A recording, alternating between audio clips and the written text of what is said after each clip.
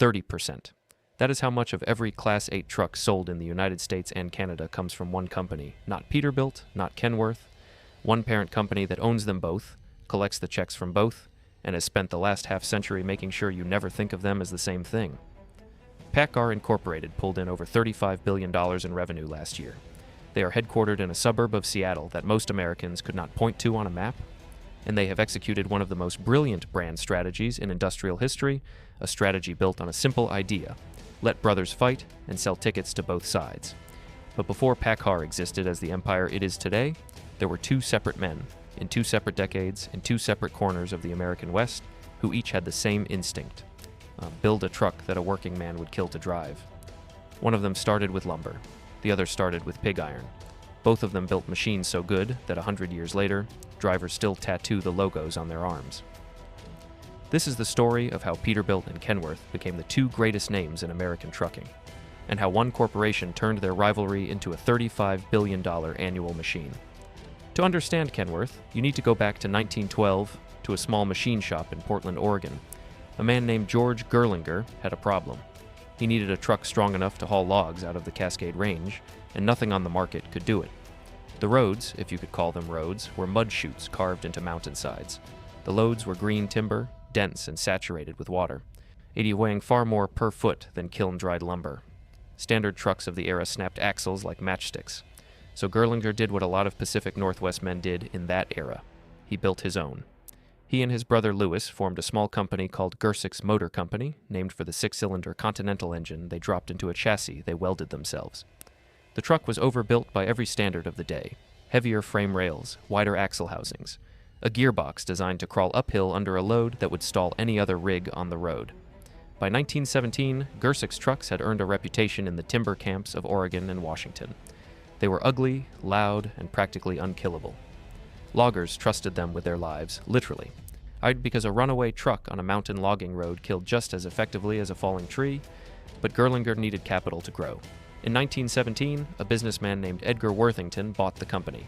6 years later, in 1923, he merged it with a partner and renamed the whole operation. He took the first three letters of his name, Worth, dropped it into a blend with another investor named Harry Kent. Kent and Worth. Kenworth. The headquarters moved to Seattle, and from that machine shop on the edge of Puget Sound, Kenworth started building trucks designed for the worst conditions in North America. Alaskan pipeline runs at 40 below, where diesel turns to gel and a man's fingers freeze to the steering wheel if he takes his gloves off. Oilfield roads in West Texas, where the dust is so fine it grinds bearings smooth in a single season. Yeah, mountain logging in British Columbia, where a loaded truck on a 12% grade is one failed brake shoe away from being a 60,000-pound missile aimed at the valley floor. Their tagline said it plainly: the world's best. And for the men who drove them in those conditions, it was not marketing. It was a statement of fact. Kenworth's reputation was built on a principle that sounds simple but is brutally difficult to execute. Every truck was built to order. No two Kenworths were exactly the same. A fleet buyer in Alaska specs a different truck than an owner-operator in Arizona. Different axle ratios, different suspension, different cab configurations. Kenworth let the customer tell them what the truck needed to do, and then they built it. That flexibility made them the choice for operations where failure meant death or bankruptcy. And in the logging and oil field industries of the mid-20th century, those two outcomes were often the same thing. Now hold that in your mind, because 800 miles south, a completely different man was about to build a completely different truck for a completely different reason. T.A. Peterman was a logger in Tacoma, Washington, and he had the same frustration as Gerlinger, but he came at it from the operator's seat, not the machine shop. Peterman ran a plywood company, and he was tired of buying surplus military trucks from World War I and having to rebuild them from the frame up just to make them reliable enough for daily use. Every truck he bought needed a new engine, a new drivetrain, new everything. The only part worth keeping was the frame. In 1939, Peterman decided to stop rebuilding other people's failures and start manufacturing his own trucks from scratch. He set up shop in Oakland, California, and founded Peterbilt Motors Company. The name was a combination of his own, Peterman, and the process, built. From the very first model, Peterbilt had a different DNA than Kenworth. Where Kenworth was engineered for punishment, for the absolute worst terrain and heaviest loads, Peterbilt was designed around the driver. Peterman believed that a man who spends 14 hours a day in a cab deserves a truck that feels like it was built for him, not around him. The cab sat a little higher. The hood had a distinctive long profile. The instrument cluster was positioned for visibility, not afterthought. It was still a working truck, no question, but it had a sense of pride built into the steel. T.A. Peterman died in 1945, just 6 years after founding the company. He never saw what his trucks would become. But the philosophy he embedded in the first Peterbilt, that a truck should have class, that a working man's machine should look like it respects the man driving it, that idea outlived him by generations. After Peterman's death, his wife Ida sold the company to a group of executives. Peterbilt changed hands a few times in the following decades, but the identity never drifted. Every Peterbilt that rolled out of the factory had that long hood, that upright stance, that unmistakable silhouette. Drivers did not just buy Peterbilts, they chose them. It was a declaration. So by the mid-1950s, you had two of the finest truck manufacturers in the world, born within a few hundred miles of each other. Yeah, both rooted in the Pacific Northwest logging industry, both building Class 8 trucks that professional drivers respected above all others. But they were headed in opposite directions in terms of philosophy. Kenworth was the engineer's truck. Peterbilt was the driver's truck. Kenworth leaned into aerodynamics, fuel efficiency, and spec customization for fleet buyers. Peterbilt leaned into heritage, tradition, and the emotional connection between a man and his machine. And then one company bought them both. PACCAR's roots go back further than either brand. The company started in 1905 as the Seattle Car Manufacturing Company, building railroad cars. Over the decades, it evolved through mergers and acquisitions, steadily climbing the industrial ladder. In 1945, PACCAR acquired Kenworth. 14 years later, in 1958, they acquired Peterbilt. Stop and think about that for a second. The two names that truckers argue about in every diner, at every truck stop, on every CB channel, have been owned by the same parent company since Eisenhower was president. Drivers went decades without knowing. Some still do not. But here is where the story gets truly interesting. PACCAR did not merge the brands. They did not consolidate the factories.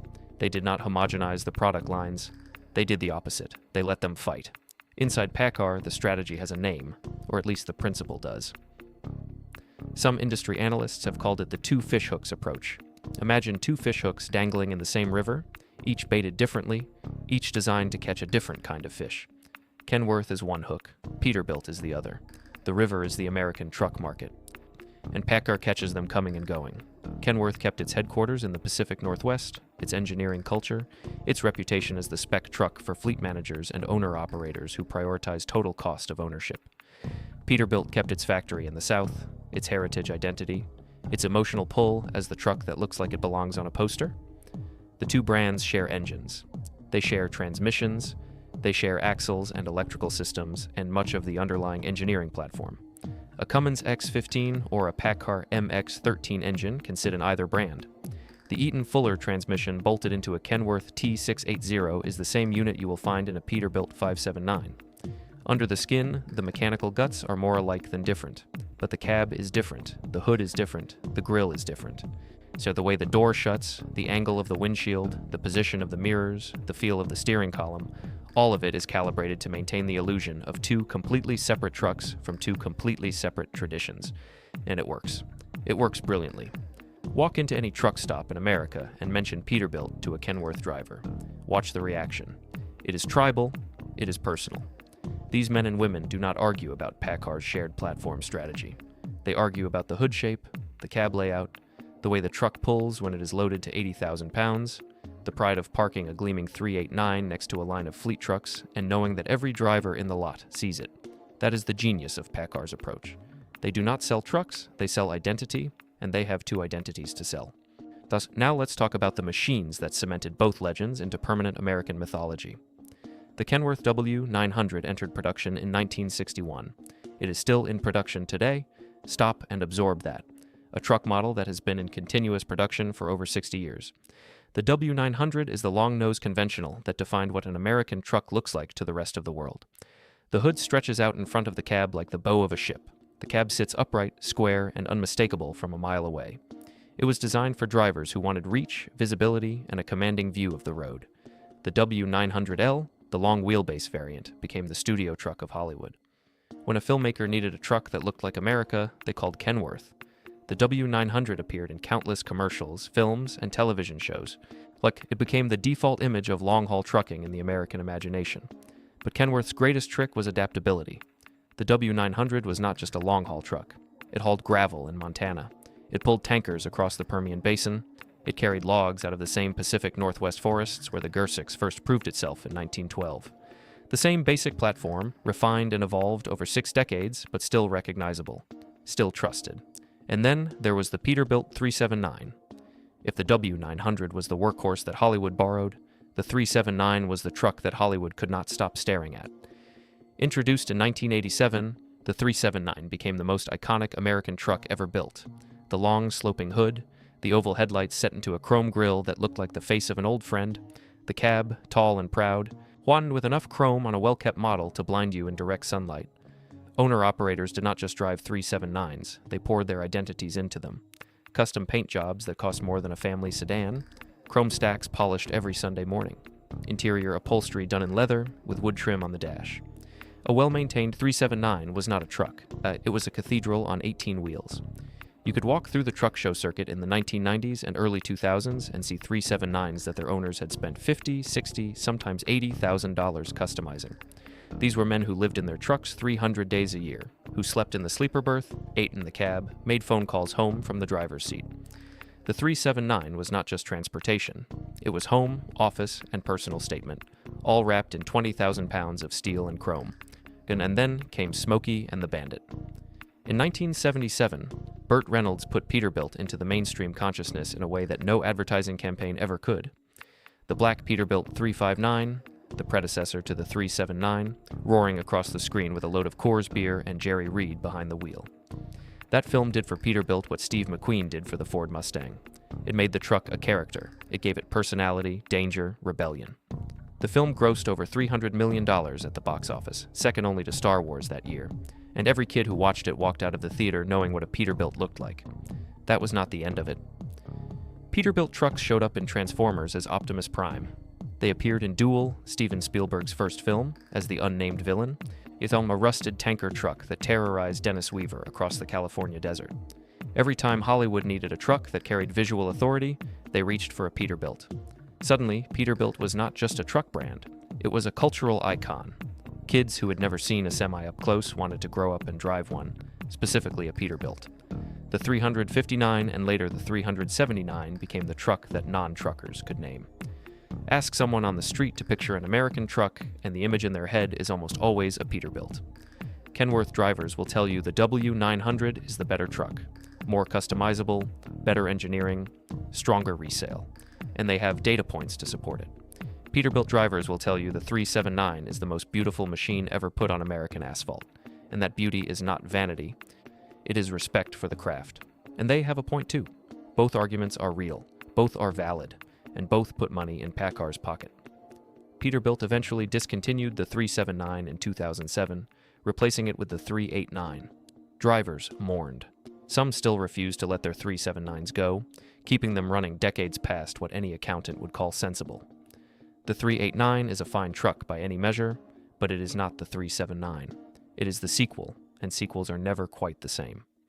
Today, PACCAR operates factories across the United States. Kenworth builds trucks in Chillicothe, Ohio, and Renton, Washington. Peterbilt builds in Denton, Texas. The factories are separate, the engineering teams are separate, the dealer networks are separate. From the outside, they look like competitors. From the inside, they are two divisions of a corporation that reported over $35 billion in revenue and remains one of the most profitable industrial companies in America. The trucks rolling off those assembly lines today share more underneath than the average owner-operator will ever know or want to admit. The PACCAR MX-13 engine, built in PACCAR's own engine plant in Columbus, Mississippi, powers both brands. The same Dana Spicer axles, the same Bendix safety systems, the same Eaton transmissions. If you stripped the cab off a Kenworth T680 and a Peterbilt 579 and laid the frames side by side, a mechanic would have to look hard to tell them apart. There is even a shared parts catalog. A PACCAR dealer can pull components that fit either brand from the same warehouse shelf. The wiring harnesses, the air brake valves, the fuel system components. In all of it comes from the same supply chain, passes through the same quality control process, meets the same engineering specifications. The differentiation lives in the cab, the hood, the grille, and 100 small touches that add up to something that feels completely different when you climb behind the wheel. But put the cabs back on, and they are different trucks. They feel different. They sound different when the door closes. The Kenworth sits you a certain way, the Peterbilt sits you another, and that difference, that carefully maintained gap between two trucks built from the same bones, is worth billions. PACCAR understood something that most corporations never figure out. Loyalty is not rational. A driver who has been running Kenworths for 30 years does not want to hear that his truck shares a transmission with a Peterbilt. He wants to believe that his choice matters, that his brand is better, that the W900 or the T680 or whatever model he calls home is something special. And a Peterbilt driver feels the same way on the other side of the lot. PACCAR lets them both be right. Because as long as both sides are buying, PACCAR wins. There is a Kenworth factory tour in Chillicothe, Ohio. That's where you can watch a W900 come together from bare frame to finished truck. There is a Peterbilt facility in Denton, Texas, where the same process happens with a different badge on the hood. Drivers who take those tours describe them with the same reverence you would hear from someone visiting a cathedral. The welding, the wiring, the paint booth where a 60-foot truck gets its color. These are machines built with precision that borders on obsession, and the men and women who build them know exactly what they are making. Not just trucks, identities. So the next time you are driving down an interstate and a long-nosed Peterbilt blows past you in the left lane, chrome catching the sun, stacks rumbling with that unmistakable diesel growl, or a Kenworth W900 rolls by hauling 80,000 pounds of something America needs, remember this. The rivalry is real in the hearts of the drivers. The pride is real. The loyalty is real. But the war itself was designed in a boardroom. 2 fish hooks in the same river, baited by the same hand.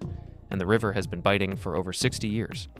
If your family drove trucks, if you grew up hearing the rattle of a Jake brake on a mountain downgrade, or if you remember the first time you saw a Peterbilt or a Kenworth and understood what a truck was supposed to look like, subscribe and tell us in the comments. Peterbilt or Kenworth. We want to hear which side you are on, and if you want to see how another American industrial empire was built on a rivalry nobody expected, that video is on screen now.